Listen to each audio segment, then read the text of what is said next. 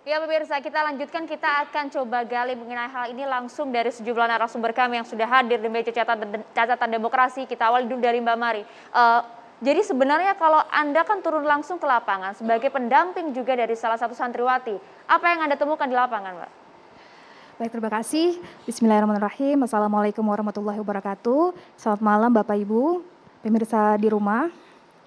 Terima kasih untuk kesempatannya TV One. Pertama-tama izinkan saya mengucapkan terima kasih kepada adik-adik santriwati, para korban dan saksi yang sudah berani bicara, sudah berani memberikan kesaksian di pengadilan. Kalian hebat, kalian luar biasa. Yang kedua, saya ingin mengajak perempuan lain, anak-anak lain, para remaja lain yang menjadi korban kekerasan seksual untuk bicara. Ini saatnya bicara. Kalau kita diam, maka korban-korban yang lain akan berjatuhan. Keberanian ini yang saya kira penting sekali untuk kita tularkan. Keberanian ini dibutuhkan untuk memutus mata rantai kekerasan seksual. Kemudian saya mungkin bisa menjawab ya. Awal mula ya, ini pengalaman kami mendampingi adik-adik kita, para saksi. Yang saya lihat ya, adik-adik ini sangat tertutup sebetulnya ya. Entah bagaimana, kita tahu ya sejak kasus ini dilaporkan dari bulan Mei tanggal 18 dilakukan penangkapan, kemudian entah bagaimana tidak ada satupun lembaga yang terkait dalam penanganan kasus melakukan rilis. Lembaga apa saja yang Anda maksud? Kepolisian yang melakukan penyidikan dan penangkapan, kejaksaan yang tentu saja yang di peradilan begitu ya, kemudian ada Pemda, ada lembaga-lembaga terkait, dinas, UPTD PPA, LPSK, semua lembaga tidak melakukan rilis bahkan sampai bulan ke-6. Mereka mengetahui tapi? Mereka yang terlibat dalam penanganan kasus. Mbak Mari, kan sudah ada penjelasan dari Kabid Humas Polda Jawa Barat, kemudian dari pemerintah bahwa mereka sesungguhnya melindungi korban agar identitas mereka tidak terumbar ke publik. Dan juga trauma itu tidak muncul lagi begitu. Andai saja itikad menyembunyikan informasi itu karena memang melindungi korban, dan kemudian diikuti dengan langkah-langkah nyata berupa bantuan, pengawasan, pendampingan kepada para korban dan saksi, mungkin tidak sulit bagi kita untuk berhusnuzon. Tapi seperti yang saya sudah tanyakan tadi kepada Ibu santriwati, apakah sudah mendapatkan bantuan? Jawabannya tidak. Jadi bagaimana kita bisa menerima begitu saja alasan ini? Kenapa Anda ada curiga dengan pihak-pihak yang mungkin dari awal sudah menangani kasus ini? Saat saya menerima laporan ini pada bulan November dari PSI Kota Bandung melalui alek kami Bro Yoel Yosapat, ini kita langsung menindaklanjuti dengan audiensi ke pihak-pihak terkait. Dan kami mengalami betul, Mas Mbak, kesulitan menggali informasi. Padahal kita bersurat secara resmi menanyakan perkembangan kasus. Sebab para orang tua yang melaporkan pada kami mengaku kebingungan, tidak mengerti kenapa tidak mendapatkan laporan perkembangan kasus. Kemudian juga tidak bisa mengikuti informasinya di media. Kesulitan ini artinya apa? Dan juga apa alasan disampaikan? Mungkin alasan seperti tadi, melindungi korban, tidak menimbulkan rasa trauma. Oke, saya mau garis bawahi melindungi korban. Melindungi korban mestinya treatmentnya adalah dengan menyembunyikan atau mengaburkan identitas, bukan mengubur informasi tentang kasus ini. Sebab bagi kami, keterbukaan informasi publik adalah hak asasi. Dan ini diatur di dalam Undang-Undang Nomor 14 Tahun 2008, bahwa semua lembaga publik yang dibiayai oleh APBD dan APBN wajib memberikan keterbukaan, wajib terbuka secara informasi kepada Mbak Mari, publik. sekarang kasus ini sudah terkuak, sudah kita kawal sama-sama bersama dengan media, kepolisian, aparat semua bertindak. Tapi hasil investigasi Anda seperti apa? Dengan pesantrennya, dengan yayasan rumah tafiznya, yang ditemukan apa hasilnya, Mbak? Hasil investigasi Anda yang mendampingi langsung? Temuan kami memang yang pertama ini kasus sangat ditutup rapat.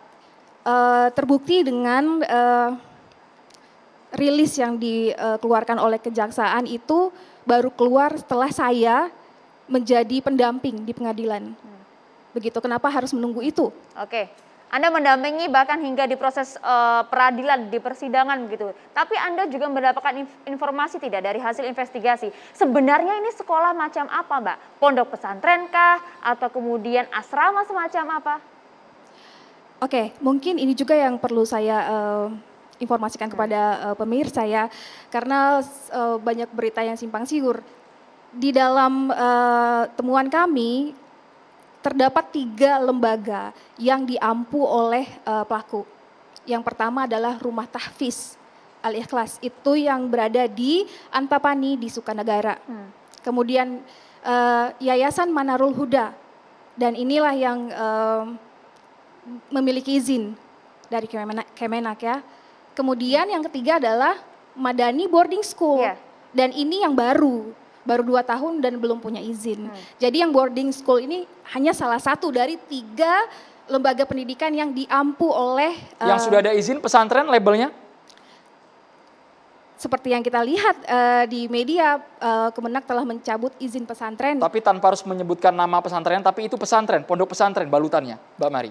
Yang saya temukan sebetulnya izinnya di awal adalah Yayasan Panti Sosial, begitu. Tapi belakangan nih temuan kami juga karena pelaku adalah tokoh ya, ketua secara nasional Forum Komunikasi Pendidikan Kesetaraan Pesantren Salafiyah. Nah, pesantren Salafiyah itu, kata Salafiyah tidak merujuk pada aliran. Ini hanya berupa identifikasi metode gitu. Jadi lawannya Salafiyah adalah modern. Salafiyah artinya tradisional, dikelola dan dijalankan secara tradisional begitu. Jadi perlunya ada pendidikan kesetaraan itu agar pesantren-pesantren yang dikelola secara tradisional ini kemudian bisa mendapatkan kesetaraan dengan pesantren yang modern begitu. Sehingga ya statusnya pesantren begitu. Oke, bagaimana Ustadz Fahmi? Ini apakah betul pesantren? Tapi kalau kita lihat jangan sampai hal ini mencoreng nama besar pesantren di Indonesia. Ustadz Fahmi silakan. Ya, tadi menarik yang disampaikan Mbak Mari ya. Tapi kita juga harus betul-betul hati-hati ya, tidak kita jangan sampai terjebak kepada apa yang disebut dengan menggeneralisir ya. Jadi memang dalam setiap lembaga pendidikan ini repotnya Indonesia ini, kita ini masih banyak sekali wilayah-wilayah yang sulit untuk diakses. Kemudian akses ekonomi ya, orang tua, rakyat itu juga masih banyak yang berada di bawah garis kemiskinan. Sehingga dengan model-model lembaga pendidikan seperti ini, yang tadi modelnya katanya panti sosial itu, lalu kemudian mudah sekali untuk bisa diajak masuk untuk tanpa bersikap kritis ya. Nah, jadi hemat saya Kemenak harus betul-betul mengevaluasi, karena ini ada di bawah salah satu dirjen pendidikan Islam di Kemenak itu, dan tadi disampaikan bahwa yang bersangkutan ini adalah ketua Forum Komunikasi yang sifatnya nasional ya untuk pendidikan kesetaraan pesantren Salafiyah itu. Nah, jadi ini semua harus dievaluasi, Mbak. Soalnya kami heran Pak Ustadz, orang seperti Heri Wirawan bisa mendapatkan posisi strategis seperti itu. Betul, ya. Ini bisa jadi karena pertemanan, bisa jadi karena kesamaan kelompok misalnya, atau bisa jadi juga karena dia memang pandai, orangnya pandai bersosialisasi, kemudian bisa berinteraksi dengan pejabat-pejabat Latar belakang kementerian. dari Heri sendiri apakah tidak kemudian menjadi kecurigaan juga? Kenapa begitu meyakinkan, mendapatkan posisi strategis, izin pondok pesantrennya pun juga keluar, mendapatkan dana BOS, dana PIP, ini kan tidak mudah sebenarnya. Betul, betul ya. Jadi meskipun dia bentuknya panti sosial atau kayak lembaga amal gitu, tapi kan ini semua di Indonesia ini kan semua harus ada izin ya, menyelenggarakan lembaga pendidikan. Apakah nanti di dalam lembaga pendidikan itu prakteknya pendidikan tradisional ya, atau dia modern, formal. Tapi sekarang perbedaan antara pendidikan tradisional dengan itu sekarang udah beda-beda tipis lah ya.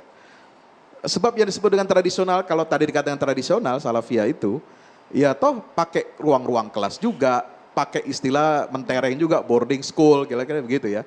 Jadi saya kira itu tidak menjadi satu patokan atau ukuran. Oke.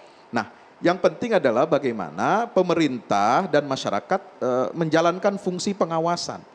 Karena ini sudah menggunakan dana dari APBN, dari APBD. Nah, di sini fungsi pengawasannya di mana? Pak Ustadz, tapi seperti ini, pengawasan. kalau pondok pesantren kita sebagai orang tua sangat meyakini untuk menitipkan anak kita mendapatkan pendidikan agama yang baik. Ternyata kita ditipu Pak, dibohongi sama Heri Wirawan. Sesaat lagi Pak Kiai Holil sama Mas Najib menanggapi. Hanya di catatan demokrasi pemirsa.